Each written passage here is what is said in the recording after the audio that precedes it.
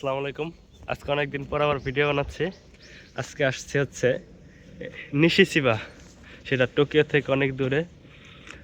এক ভাইয়ের সাথে দেখা করতে আসছি, সে বাংলাদেশ থেকে আসলো আর কি। তার সাথে দেখা করার জন্য আসলাম এই উদ্দেশ্যে। প্রায় 2 ঘন্টার পথ ট্রেনে বাসে জার্নি করে আসলাম। এই এখন তার সাথে ঘুরতেছি। পাশে একটা পার্ক পাইলাম, সেই পার্কে আসলাম। এই যে আমাদের রিয়াজুল ভাই। হাই হাই এই যে ভাই, এই ভাইয়ের বাড়ি হচ্ছে মাদারীপুর। তার সাথে দেখা করতে আসলাম। ভাই, খুব ভালো মানুষ। আপনারা সবাই লাইক আর কমেন্ট করেন। এখন এই পার্কে ঘুরতেছি আর কি।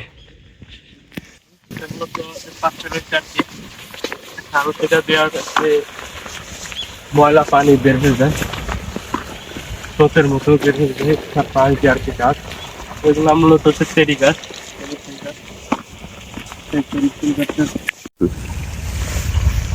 15 দিন আগে আসলে এই সৌন্দর্য দেখতে পারতাম, কারণ হচ্ছে শরৎকালে পাতা লাল হয়ে যায়।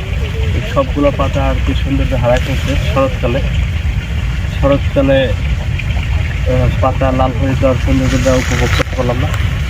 এই জিনিসটার জায়গাটা অনেক সুন্দর লাগতো আর কি, আর 10-15 দিন আগে আসলে। যাই হোক, জায়গাটা অনেক সুন্দর। এই যে কিছু আছে আর কি, শরতের লাল পাতা সৌন্দর্য। এ হচ্ছে পুরা ভিউ।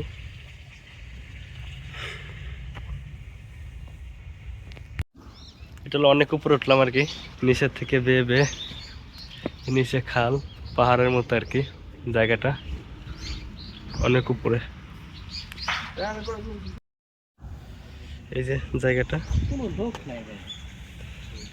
এটা হচ্ছে গ্রামের মতো। এটা একটা গ্রাম তো, এই কারণে লোক টোক দেখা যায় না।